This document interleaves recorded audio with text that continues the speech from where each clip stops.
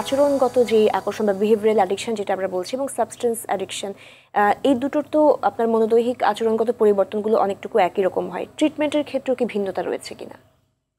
আমরা বলি ট্রিটমেন্টের ক্ষেত্রে ভিন্নতা নেই, প্রায় একই রকম।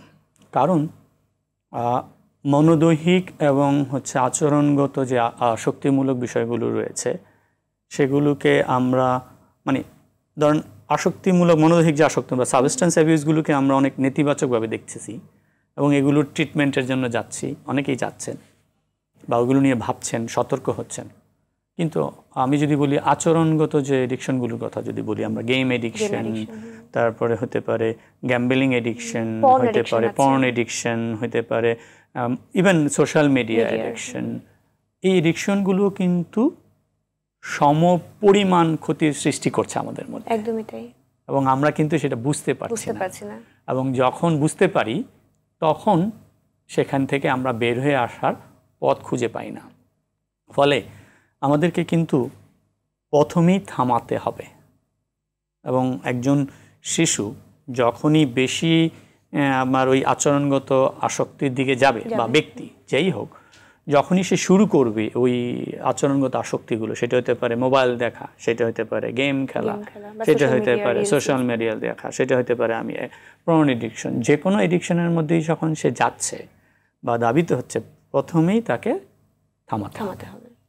অন্যথায় এই আসক্তিগুলোর সম পরিমাণ রিয়াকশন ঘটে, যেটা মাদক আসক্তিতে ঘটে থাকে। একদমই স্যার, এই যে থামাতে হবে, এই জায়গা কিন্তু বাবা মারা অনেক সময় বুঝতে পারেন না যে কিভাবে। কারণ বাচ্চাও কিন্তু খুব বা একজন ব্যক্তিও কিন্তু অনেক বেশি রিভোল্ট করে বা বিদ্রোহীমূলক একটা আচরণ করে। তারা কিন্তু এই জায়গাগুলো তো আসলে নিজেরাও কন্ট্রোল করতে পারছেন না, না বাবা মাকেও নিয়ন্ত্রণ করতে দিচ্ছেন। তো সেই জায়গা থেকে আচরণটা আসলে কেমন হওয়া উচিত?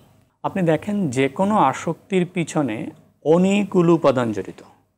ধরেন একটি শিশুর অ্যাডোলেসেন্স বয়স বা প্রি অ্যাডোলেসেন্স বয়সে তার যেই আনন্দের জগৎগুলো থাকা দরকার, ঠিক না? তার বন্ধুবান্ধব থাকা দরকার, তার খেলাধুলা থাকা দরকার, তার আত্মীয় স্বজনের সাথে সম্পর্ক হওয়া দরকার, সে তার সাংস্কৃতিক বিভিন্ন কর্মকাণ্ডে জড়িত হওয়া দরকার। তারপরে তার আমি যদি বলি যে মনোদৈহিক যে অ্যাক্টিভিটি, সেই রকম কাজে তার সংযুক্ত হওয়া দরকার, সৃজনশীল কাজে সংযুক্ত হওয়া দরকার। কিন্তু সেই পরিবেশগুলো আমাদের সমাজে আমরা এখন দিতে পারছি না, অনেকটুকু সীমিত। একদিকে যদি আপনি তাকে সরাইতে যান, তখন অন্য একটি নেতিবাচক জিনিস তার বেড়ে যায়। আপনি ধরেন আপনি শিশুকে বাইরে যেতে দিচ্ছেন না, আপনার সন্তানকে বাইরে যেতে দিচ্ছেন না, ঘরে থাকবে, সে ঘরে কি করবে? তখন ঘরে মা বাবা তখন ওই সন্তানকে ঠান্ডা রাখার জন্য উপায়ন্তর না দেখে তাকে গ্যাজেট দিয়ে দিচ্ছেন। ওই গ্যাজেটের প্রতি সে আকর্ষিত হয়ে যাচ্ছে। আবার তাকে সরাইতে বলতে যখন বলছেন, তখন সে রিয়াকশন করছে।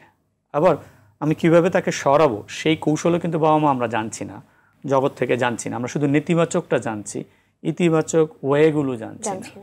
ফলে আমরা সন্তানকে যখন কোনো কিছু থামানোর জন্য বলছি, এবং সেই বলাটা এমনভাবে হচ্ছে যে সন্তান বা আমাদের ছেলে মেয়েগুলো সেগুলোকে সহজভাবে না নিয়ে এটাকে মনে করছে যে তাকে তার আনন্দের জায়গা থেকে তাকে সরিয়ে ফেলা হচ্ছে।